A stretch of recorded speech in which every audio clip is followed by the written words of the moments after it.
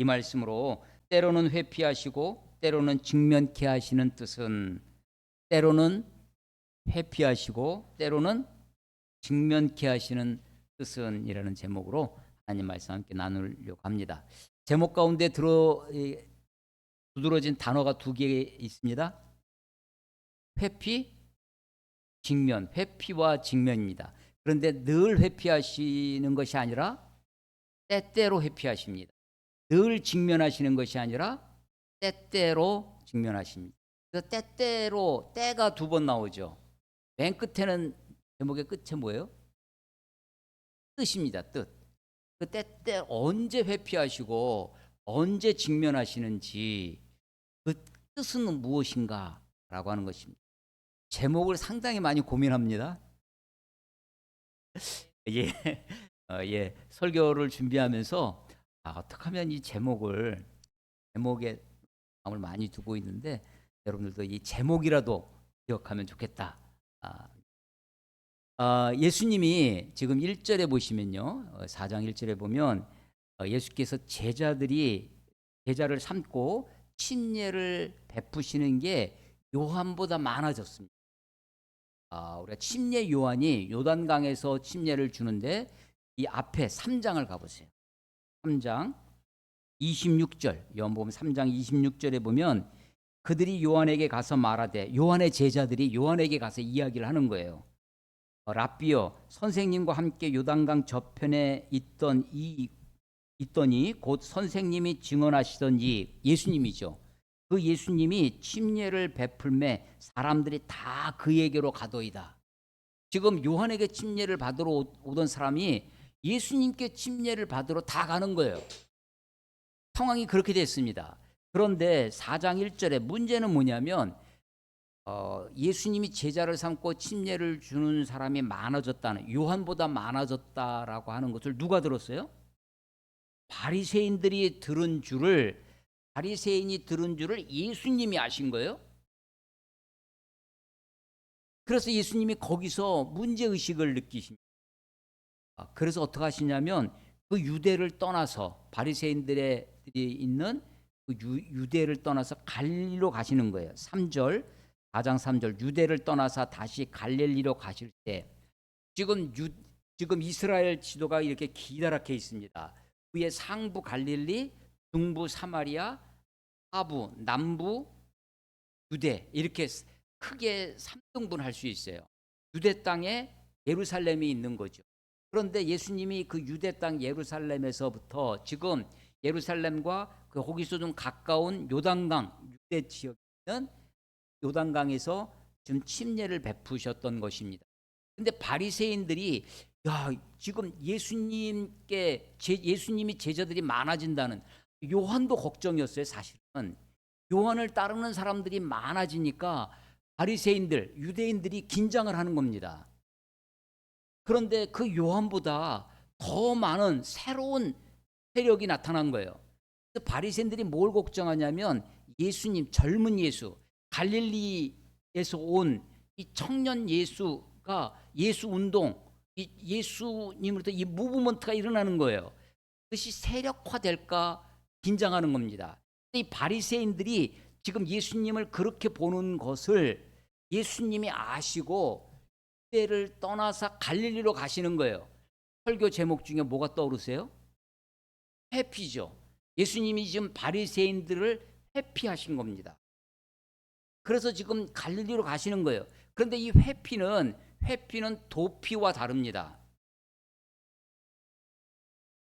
도피는 힘이 없으니까, 내가 뭔가 잘못했으니까 도망을 가는 거죠. 회피는 내가 굳이 잘못했거나 혹은 내가 그릇돼서가 아니라 지금 뭔가 상황에 더 나은 어떤 뜻을 위해서 지금 당장의 직면을 피하시는 거예요. 그런데 예수님이 이 바리새인들이 겁이 나서 피하신 것이 아닙니다. 바로 다음 장 5장에 가면 예수님이 베데스다 연못가에서 안식일 날 38년 된 병자를 고치시는 장면이 있어요. 우리 얼마 전에 박 목사님 설교 중에 베데스다라고 하는 곳에 그 베데스다의 뜻이 자비의 집이란 뜻이에요. 근데 자비의 집에서 가장 무자비한 일이 벌어집니다. 무자비가 뭐냐면요, 우리 삶에, 우리 생활에 가장 무자비한 게 뭐냐면 모든 것을 경쟁으로 내모는 거예요. 연못에, 잔잔한 연못에 천사가 와서 움직이고 가면 물이 움직여요. 우리 호수에, 잔잔한 호수에 돌멩이 던지면 초원에 물결이 일어납니다. 그걸 뭐라고 하죠?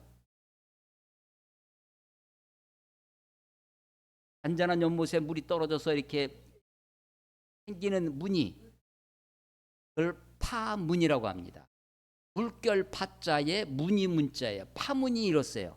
근데 파문이 일다라는 말은 그 모양을 파문이라고 하지만 어떤 공동체나 어떤 사회나에서 무리를 일으키는 것을 우리가 또 뭐라고 하냐면 파문을 일으켰다고 그래요. 그래서 파문을 일으키는 사람을 우리는 내쫓아요. 제명을 시킵니다. 그걸 뭐라고 하냐면 그걸 파문이라고 해요.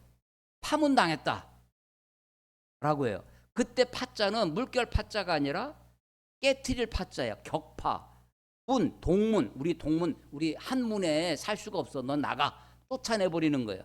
파문이에요. 파문을 일으키면 파문을 당해. 예수님이 베데스다에서 하필이면 그 사람을, 많은 병자가 있었는데 굳이비는 사투리인가요? 하필, 어찌하자에 반드시 필자, 왜 굳이 그 사람을, 왜 38년 된 사람을, 그것도 하필 안식일에, 아니 그 하루만 참고 그 다음날 고쳐주시면 아무 문제가 없었어요. 그리고 하필, 야 네가 알고 있던 그 자리를 들고 가라, 일을 시킨 거예요. 아니 그냥 예수님이 말로만 고쳐주셨으면 아무 일이 없었어요. 안식일 날 자리를 들고 가라 라고 하는 것 때문에. 그런데 그 연못에서는 천사가 와서 물을 움직이고 가면 파문을 일으키고 갔을 때 제일 먼저 들어가는 선착순이죠. 그만큼 무자비한 게 없어요.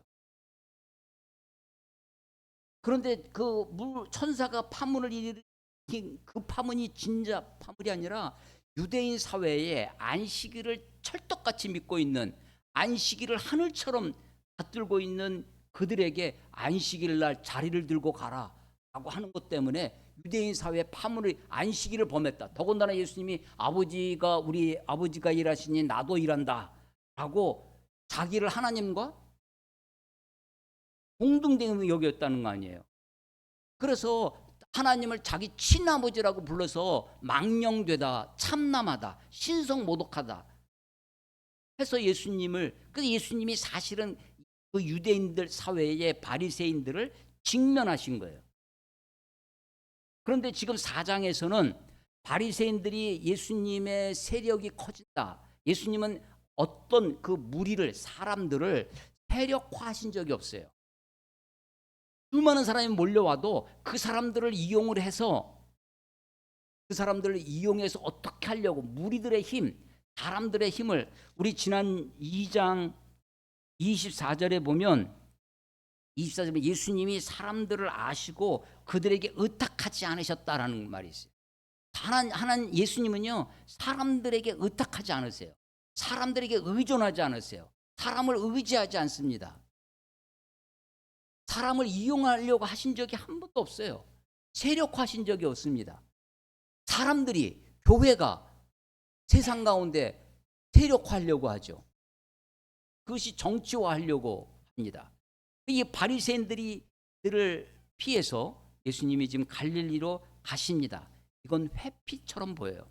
그런데 회피처럼 보시는데 갈릴리로, 위가 갈릴리가 상부 북부에 있고요, 가운데가 사마리아가 있고 밑에 남부가 유대가 있어요. 예루살렘에서부터 갈릴리로 곧장 가면 편리하고 빠른 길로 갑니다. 그런데 유대인들은 여기 보시면 9절에 보면 유대인이 사마리아인과 상종하지 아니했다라고 해서 돌아다닙니다. 요단강을 거쳐서 우측으로 동쪽으로 해서 돌아다녀요.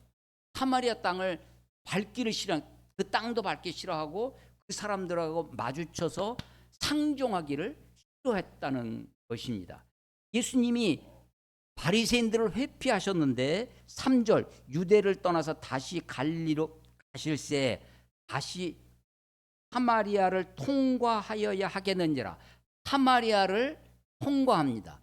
go through, 통해서 가시는 거예요. 통과죠. 그야말로 사마리아를 직면하십니다. 사람들은 회피했어요. 유대인들은 회피했습니다. 그게 관습이었습니다. 그 관습은 역사적인 맥락이 있는, 역사적인 전통이 있는 것이었습니다. 솔로몬이 죽은 다음에 남왕국과 북왕국이 나누어졌어요.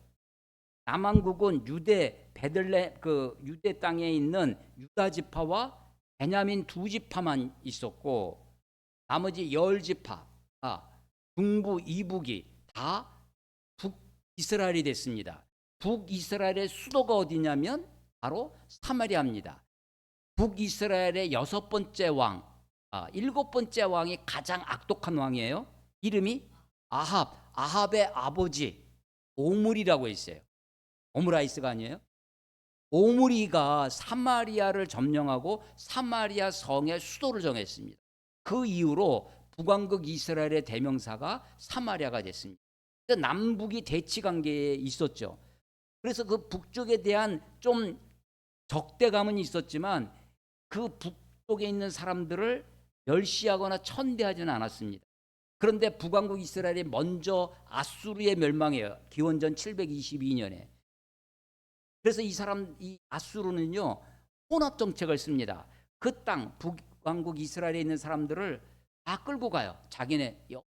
자기가 지배한 여러 나라에 흩어버립니다. 흩어버린 것만으로 만족하지 않고 아시리아는 다른 이방 민족을 잡아다가 북왕국 이스라엘 사마리아 지역에 살게 해요. 그래서 서로 혼혈 민족이 되게 합니다. 그래서 그때부터 이방인보다 더 나쁜 사람들로 북왕국 사마리아 사람들을 천대하게 됩니다. 남왕국도 바벨론에 의해서 멸망을 했는데 바벨론은 정책이 끌고 갑니다. 끌고 갔지만 혼합 정책을 쓰진 않아요. 그리고 끌고 간 그쪽에서도 이 사람들을 우대합니다. 그래서 능력주의예요. 능력이 있으면 다니엘처럼 총리도 됩니다. 니에미야처럼 술관원, 굉장히 높은 직책이에요. 그렇게 성공합니다. 에스라도 상당히 우대를 받아서 에스라의 조언을 받고 에스라 나중에 돌아오게 합니다. 복귀합니다. 페르시아 시대 때 돌아올 때 누가 돌아오냐면 포로 시기 끝나고 복귀할 때 누가 돌아오냐면 주로 유다 지파 사람이 돌아옵니다. 이스라엘 12지파 중에 북왕국에서 끌려갔던 사람들은 돌아오지 않고 남왕국에서 끌려갔던 사람들이 돌아와요. 주로 누가 돌아왔다고요? 어느 지파? 유다 지파. 그래서 돌아온 이 사람들이 나라를 재건하고 나라를 새롭게 해서 이스라엘 사람 하면 사실은 12지파가 다 이스라엘 사람이지만 특별히 자기네 유다 지파 사람들이 이스라엘이라고 하는 우리가 진짜 이스라엘이지 라고 하는 유대인들, 유다 지파 사람들이 자의식이 생겨나요. 그래서 구약에는 유대인 이런 말이 없습니다. 신약에 와서 신구약 중간기를 거쳐오면서 신약에 와서 유대인 하는데 그 유대인은 이스라엘 사람들 전체를 다 통괄하는 12지파 중에 유다 지파만을 얘기하는 것이 아니라 온 이스라엘 사람들을 대표하는 사람들 유대인이 됩니다. 자, 그런데 이스라엘 지도가 길다랗게 있는데 북부, 중부, 남부가 있다고 그랬죠. 북부의 갈릴리 사람들, 예수님이 어디 출신이에요? 갈릴리, 물론 베들레헴에서 태어나셨지만 그가 예수님이 애굽에 망명 갔다가 돌아와서 나사렛에서 사셨어요. 나사렛 예수가 되신 거예요. 나사렛 사람, 갈릴리 나사렛이에요. 그런데 예수님을 지금 이 사마리아 여자가 누구로 보냐면 유대인으로 봐요. 유대인인 당신이 사마리아 여자의 나이가 어떻게 물을 달라 하냐고 하잖아요. 그러니까 갈릴리 사람들도 유대인 취급을 받는 거예요. 그런데 남쪽에 있는 사마리아 사람들은 그렇게 되지 않는 거죠. 그래서 이 사마리아 사람들을 우리가 보는데 좋게 보지 않고 아주 저놈을 죽여버려야 되겠다, 멸해야 되겠다라고 보는 게 멸시잖아요. 그걸 멸시하고 천대합니다. 낮게 대해요. 환대에 완전히 극과 극이죠. 멸시 천대. 우리는 그 뒤에 십자가는 뭐 내 가지고 가오리 하는 그 멸시 천대를 받던 사람들이 사마리아 사람들이에요. 자, 그래서 지금 예수님이 바리새파 사람들을 회피해서 사마리아 땅을 직면하시는데 그 사마리아를 통과해야 되겠는지라 했을 때 예수님이 뭘 지금 직면하냐면 그 유대인들이 가지고 있던 관습, 그거를 지금 직격해서 직면하고 계시는 거죠. 그래서 그 우물가에 갑니다. 6절에 보면 야곱의 우물이 있는지라, 이게 수가성, 사마리아 땅에 있는 수가라고 하는 작은 마을입니다. 세겜인지 아닌지 여러 설이 있지만 우물가에 갔는데 6시쯤 되었다. 이 6시는 지금 우리 시간으로 하면 12시입니다. 12시 플러스 6을 해야 돼요. 우리도 하루 24시간을 12로 나눠서 자축인묘 진사오미 12로 나눠서 자시, 축시 뭐 이렇게 쭉 나왔어요. 오시가 어디냐? 그러니까 정오 하면 12시죠. 그러니까 오전 11시부터 오후 1시까지 그 2시간이 오시예요. 그래서 오시 중에 가운데가 정오야. 자시는 밤 11시에서 밤 12시. 그 자시의 정가운데가 자정이에요. 그래서 오시 앞이 오시가 되기 이전이 오전이고 오시가 지나면 오후고 그게 6시예요. 6시. 이 6시가 지금 어떤 때예요? 낮 12시. 이때는요. 이 사람들은 어떻게 해야 되냐면 햇빛을 피해서 다 쉬고 있을 때예요. 근데 이 여자는 남들은 피하는 시간에 그 뜨거운 태양을 직면해서 지금 우물가에서 물을 기러 왔어요. 이 여자가 피하고 싶었던 거는 뭐예요?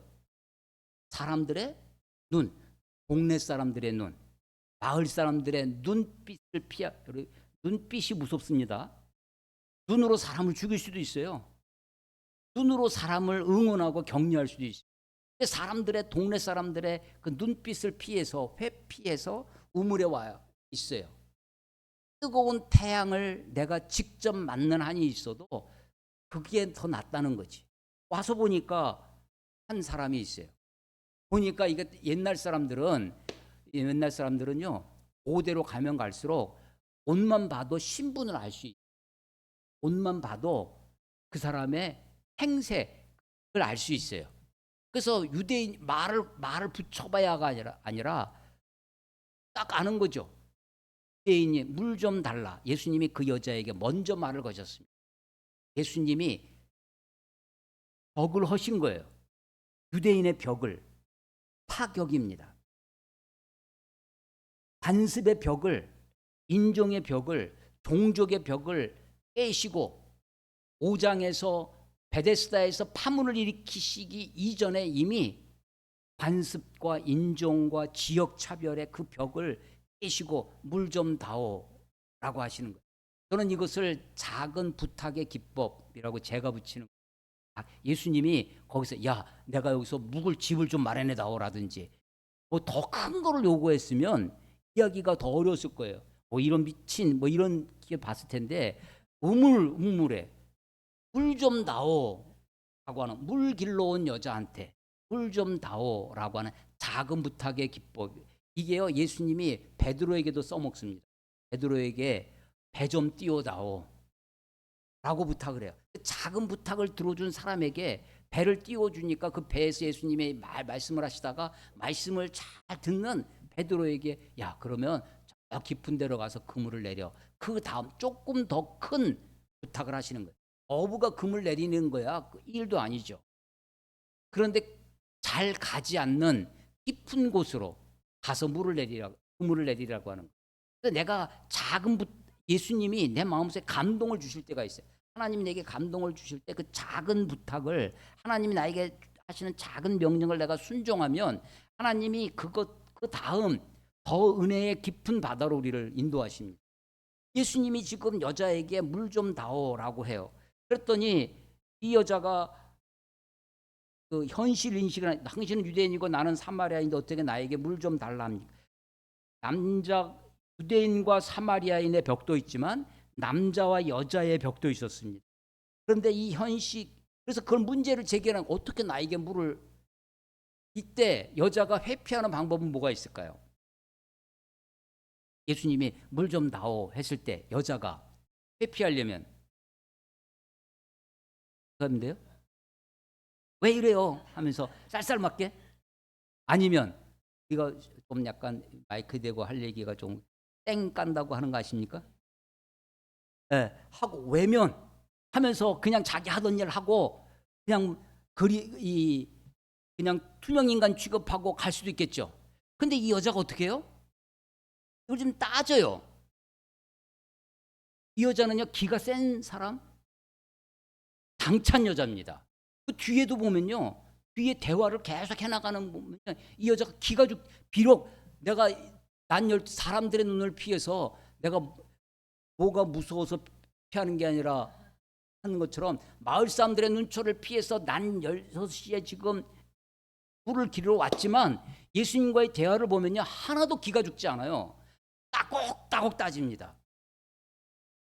그런데 회피하지 않고 지금 문제를 밝히는 거예요. 제가 아까 제 생일 뭐 이렇게 하면서 쑥스럽네요. 그 말을 하는 순간 쑥스러움이 없어집니다. 그냥 가만히 있으면 진짜 쑥스러워요. 근데 좀 쑥스럽네 하는 말을 이 여자가요. 지금 유대인인 당신이 어떻게 나에게 물 좀 달라 하나이까?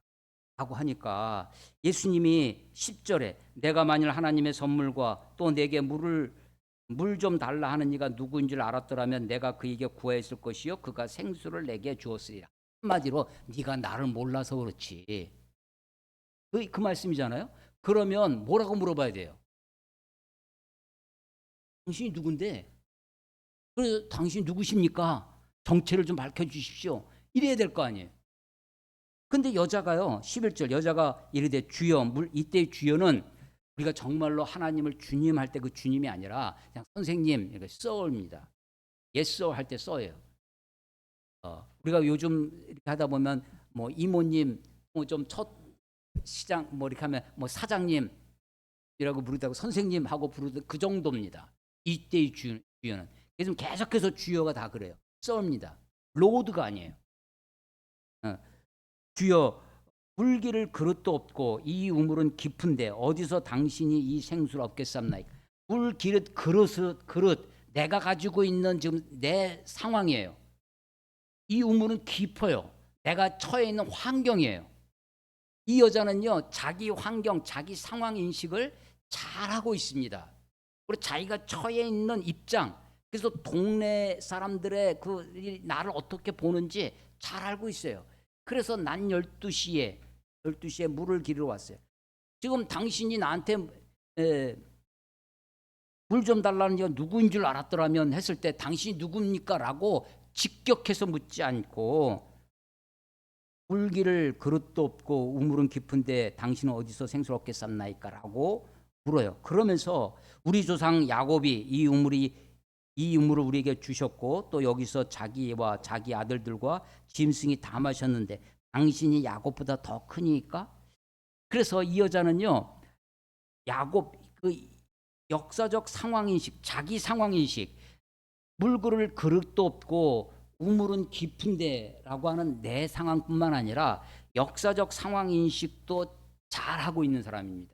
그러면서 문제 제기를 해요. 당신이 야곱보다 크니까? 이건요, 나중에 가면 8장에 가면, 여러분 성경을 읽다 보면 요한복음 8장에 가면 아브라함 이야기가 나오는데 예수님을 따지기를 유대인들이 네가 아브라함보다 크냐? 아브라함보다 크니까? 라고 묻는 대목도 있어요. 야곱보다 크니까? 라고 묻습니다. 13절 예수께서 대답하여 이르시되 이 물을 마시는 자마다 다시 목마르려냐 내가 주는 물을 마시는 자는 영원히 목마르지 아니하리니 내가 주는 물은 그 속에서 영생하도록 솟아나는 샘물이 되리라. 여자는 지금 우물 이야기를 하는데 예수님은 거기서 샘물 이야기를 합니다. 우물은 내가 내 밖에 있는 것을 길어내야 돼. 내 땀과 수고와 노력으로 내 힘으로 길어오는 거. 그런데 샘은 어디 있는 거냐면 내 속에 있어요. 내 속에 있는 셈입니다. 그것은 솟아나는 거예요. 내가 퍼올리는 것이 아니에요. 내 힘으로 하는 게 아니에요. 내 능력, 내 의지, 내 수고가 아니라 내 속에서 솟아나는 겁니다. 하나님이 주시는, 예수님이 우리에게 주시는 물은 내 속에 있어요. 밖에 있지 않습니다. 어디서 찾는, 말씀이 내 안에 들어와, 성령님이, 하나님이 내 안에 들어와서 내 속에서 솟아나는 것이, 그게 참된 은혜입니다. 남이 주는 것이 아니에요. 밖에 있지 않습니다. 우물 길어 오르는 것이 아니에요. 인위적인 것이 아닙니다. 하나님의 성령의 은혜는 내 속에서 솟아나는 거죠. 자, 지금 이야기가 물 좀 나와. 그 물 조금에서 우물에서 샘물로 지금 이야기가 발전해요. 그런데 15절, 여전히 여자가 뭐라 얘기하냐면, 주여 그런 물을 내게 주사 목마르지도 않고 여기 물 길러 오는 게 피곤한 일이죠. 힘든 일이에요. 그래도 먹고 살아야 되니까 낮 뜨거운 태양 6시에, 낮 12시에 물을 길러 오는 거예요. 그런데 예수님을 지금 여전히 그런 물을 내게 주셔서 물 길러 오지 않도록, 내가 목마르지도 않고, 여전히 지금 예수님은 내 속에서 솟아나는 그 샘물을, 영생하도록 솟아나는 샘물을 얘기하는데, 여자는 여전히 우물 얘기를 하는 겁니다. 그래서 갈라디아서 바울이 네가 성령으로 십자가했다가 육체로 마치려느냐라고 합니다. 처음에는 내가 은혜를 받고 하나님 앞에 나와서 막 헌신하고 막 해요. 그런데 나중에 보면 하나님 내게 주시지 않는 것, 물질적인 삶, 세속적인 삶에 허덕이며 살아갑니다. 여전히 여자가 거기서 머무르고 있어요. 그래서 예수님이 국면 전환을 합니다. 그게 뭐냐면 16절에 가서 내 남편을 데려오라 라고 하는 것입니다. 예수님이 지금 여인과 대화를 하는데, 이게 아주 팽팽한 긴장감입니다. 여자도 그런데 예수님도 그 대화에 말려들지 않습니다. 그 대화를 따라가지 않고 끌고 가세요. 국면을 완전히 바꾸어 버리십니다. 그래서 내 남편을 데려오라, 느닷없이 예수님의 전곡을 찌르십니다. 여자의 삶의 전곡을 예수님이 직면하고 계세요. 이런 사람이 어찌 보면 치부를 우리는 애둘러 합니다. 저도 사람들을 많이 만나는 편인데, 제가 하지 못하는 것 중에 하나가 이런 것. 이렇게 곧바로 얘기를 하지 못하고 둘러서 어떻게 좀 이 사람이 내 말을 듣고 깨달았으면 좋겠다라는 간절한 마음을 가지고 둘러 이야기하는 버릇이 있어요. 근데 예수님은요, 직면케 합니다. 아주 정곡을 찔러요. 정곡을. 그래서 내 남편을 데려오라 했더니 이 여자가 아주 맹랑합니다. 나는 남편이 없나이다라고 말하는 거예요. 그런데 예수님이 그 말을 듣고 거짓말을 했다는 등 그것을 지적하지 아니하시고 그걸 받아주세요. 그러면서 내가 남편이 없다 하는 말이 옳도다. 너에게 남편 5이 있었고 지금 있는 자도 내 남편이 아닌 내 말이 참되도다. 예수님이 받아주고 참되다, 네가 옳다라고 말씀하시는 것 같은데 사실을 직면케 합니다. 팩트를 얘기를 하는 거예요. 네가 남편이 5이 있었는데 지금 있는 그것도 네 남편이 아니다라고 하는 사실을 직시하게 합니다. 여자는요, 이것을 애둘러서 회피하고 살았어요. 인생이 그런 거지, 삶이 그런 거지 하면서. 그런데 주님은 그것을 똑바로 보게 하세요. 근데 여자는 정말 맹랑합니다. 그걸 어떻게 알았냐고 따지고 하는 것이 아니라 이야기를 또 바꿔버려요. 어떻게 바꾸냐?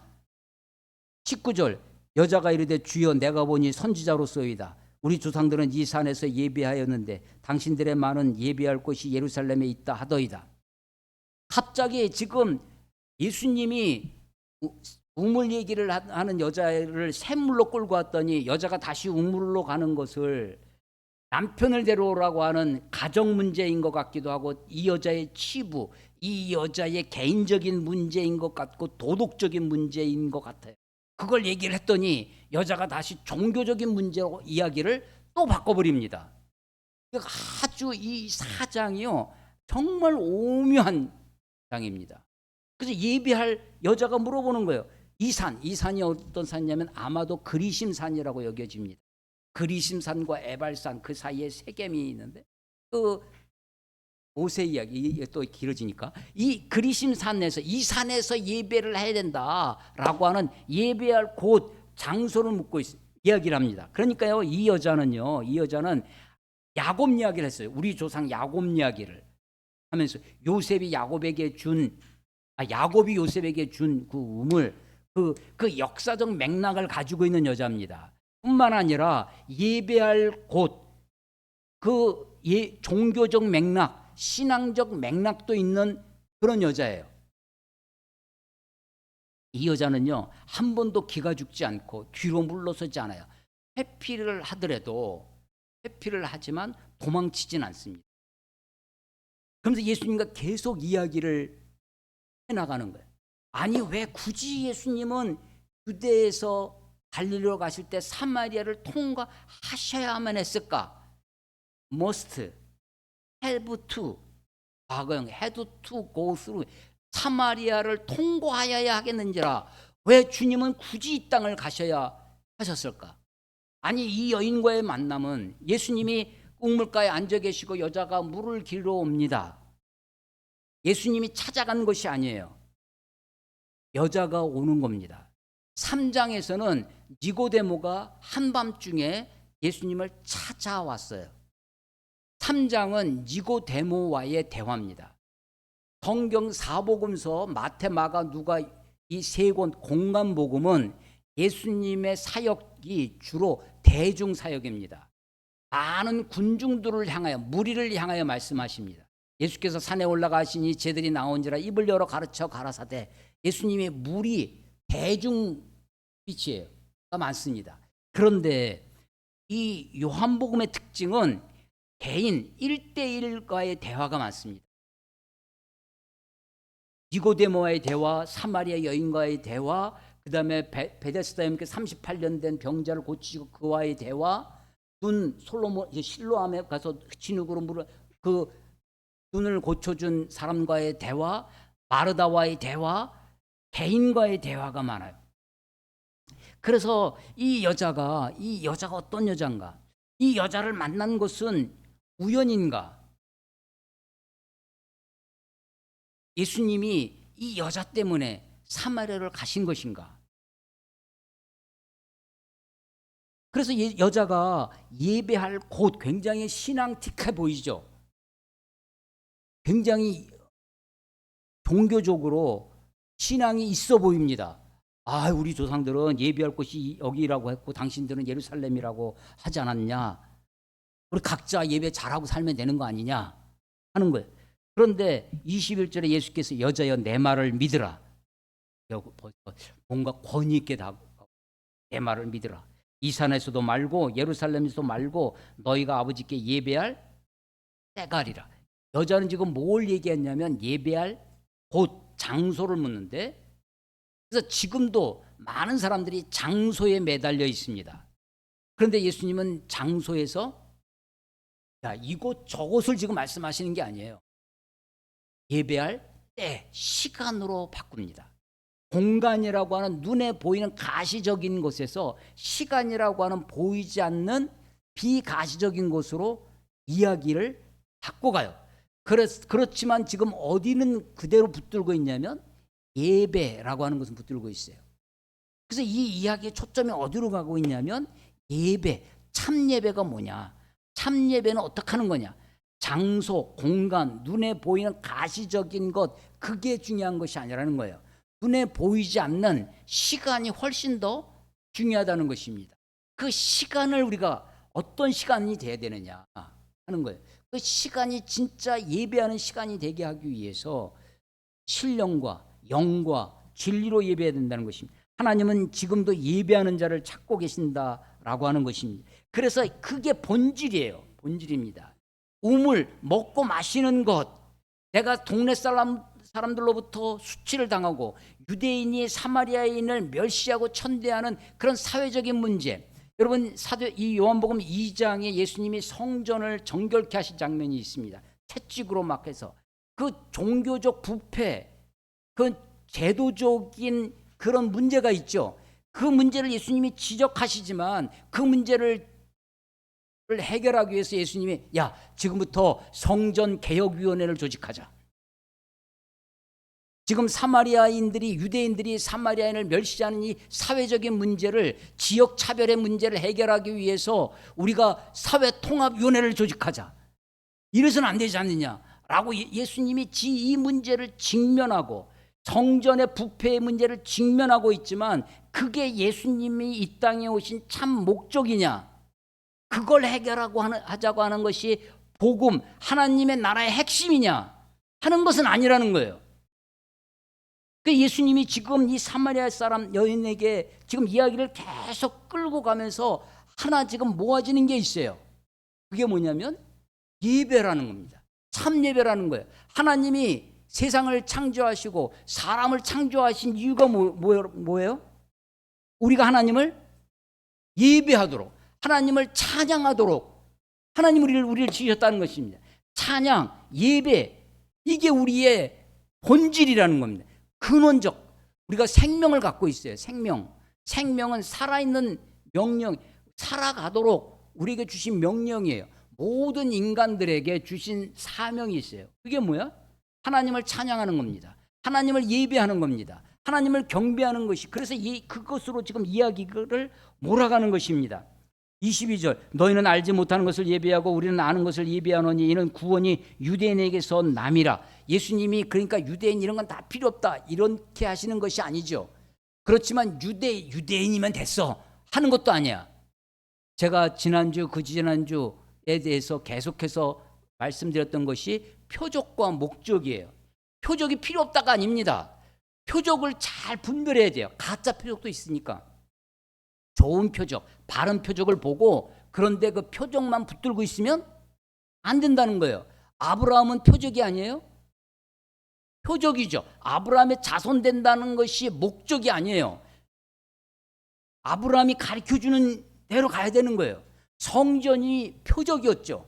좋은 표적이었어요. 그런데 이 성전이 그게 목적인 줄 알고 성전을 붙들고 있으면 안 된다는 거예요. 목적 나가야 된다는 거죠. 우리가 진정한 그 예배, 그곳으로 나가야 한다는 것입니다. 그래서 예수님이 구원이 유대인에게서 남이라, 그 유대인이 필요 없다는 얘기가 아닙니다. 23절, 아버지께 참되게 예배하는 자들은 영과 진리로 예배할 때가 오나니 곧 이때라. 여러분 요한복음을 읽으시면서 곧 이때라는 말이 또 한 번 나옵니다. 언제인지 한번 살펴보십시오. 예수님이 언제는 직면하시고 언제는 회피하시는데, 바리새인들을 회피해서 지금 사마리아 땅으로 오셨어요. 바로 다음에 가면 5장에 가서 그 바리새인들과 직면하십니다. 왜 그렇게 하느냐? 때 때문에 그렇습니다. 가나의 혼잔치 집에 어머니 마리아가 이 집에 포도주가 없다. 그러니까 예수님이 나와 무슨 상관이 있나이까? 그 다음 하시는 말씀이 뭐예요? 내 때가 아직 이르지 않았다. 예수님, 하나님의 아들이신 그분마저도 지금 무엇을 존중하고 있냐면 때를 존중하고 있어요. 때를 주장하실 수 있는, 때를 만드실 수 있는, 때를 바꾸실 수 있는 분이지만 때가 참에 아들에게서 나시고 그 십자가의 때, 그래서 요한복음을 읽으시면서 내 때가 아직 이르지 않았으니 아직 때가 이르지 아니하였습니다. 아직 때가 이르지 않았습니다. 그러다가 어느 시점을 지나가면 내 때가 이뤘으니, 때가 이뤘다고 그래요. 그 때가 무엇인지. 그 때를 아는 것이 그리스도인의 삶에 있어서 아주 중요한, 그래서 전도서는 내가 앉을 때가 있고 일어설 때가 있고 살 때가 있고 죽을 때가 있고 다 때가 있죠.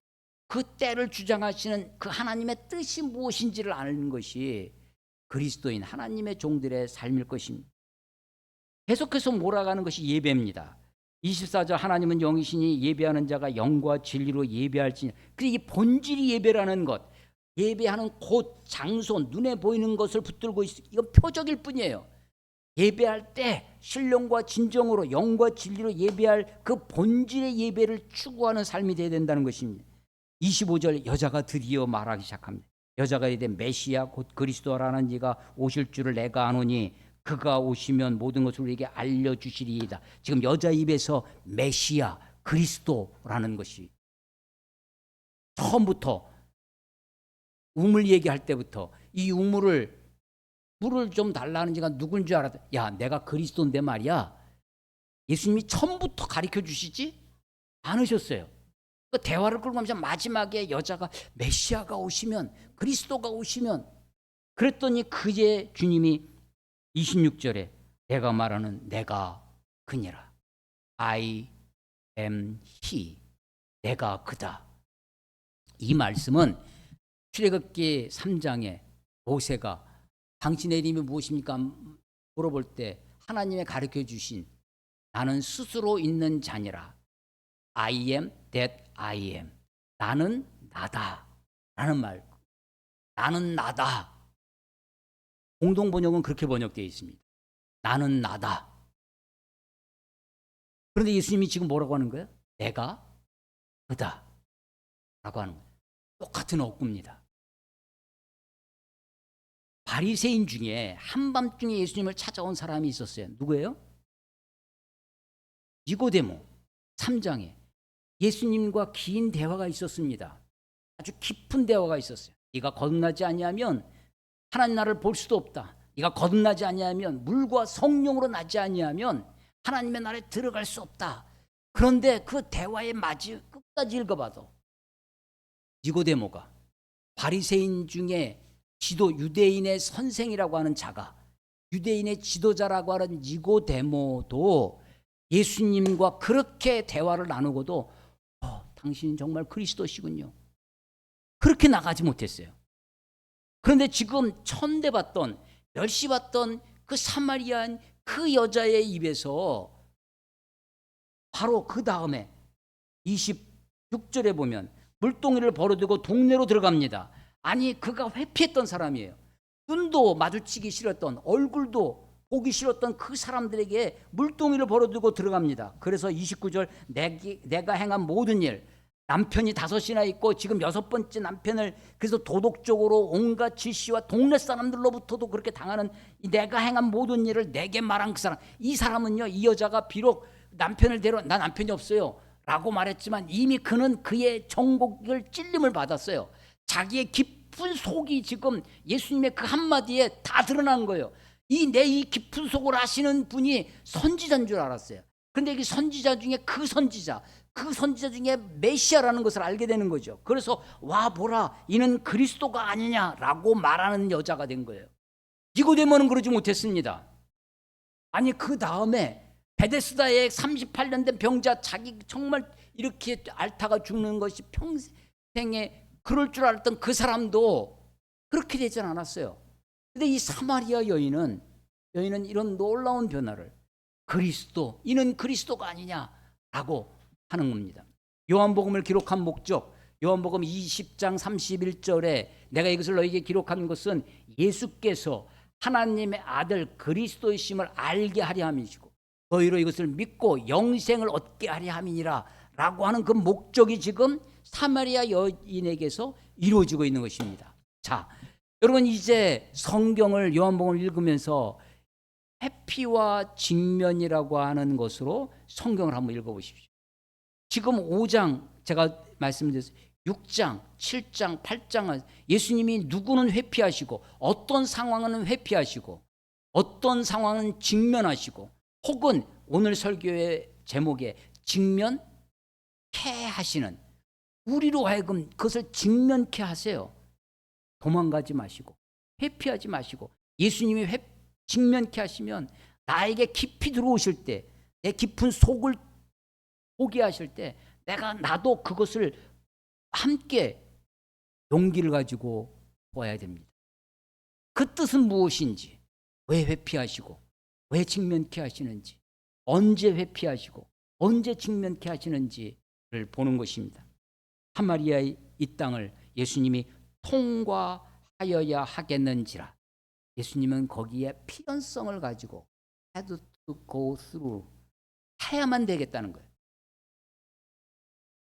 물 좀 다오 하셨던 데서부터 출발한 예수님의 이 긴 대화가 우물에서 샘물로, 남편 이야기에서 예배할 곳, 예배할 때로 예배를 받으시는 우리 하나님 앞에 그 하나님이 우리들을 어떻게 다가오시는지 보게 하는 것입니다.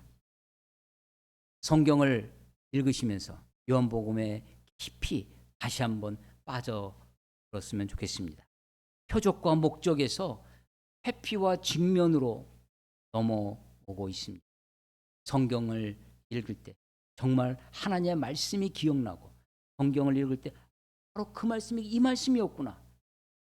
말씀 앞에 직면하시는 성령님 앞에 직면하시는 여러분이 되시기를 주의 이름으로 축원합니다. 기도하겠습니다. 하나님 아버지 은혜를 감사합니다. 하나님 오늘도 주님 말씀 앞에 섭니다. 주님 말씀 앞에 우리 자신을 직면케 하시고 하나님 내 이 벌거벗은 모습 내 밑바닥까지 다 드러나는 하나님의 빛 대심 빛으로 내 심령 속에 오시는 주님 앞에 가리지 않고 숨지 아니하고 우리 자신을 드러내며 하나님이 우리에게 향하신 그 뜻을 깨달아 아는 은혜가 우리에게 있게 하여 주시옵소서. 주님을 의지합니다. 예수님 이름으로 감사하며 기도드렸사옵나이다.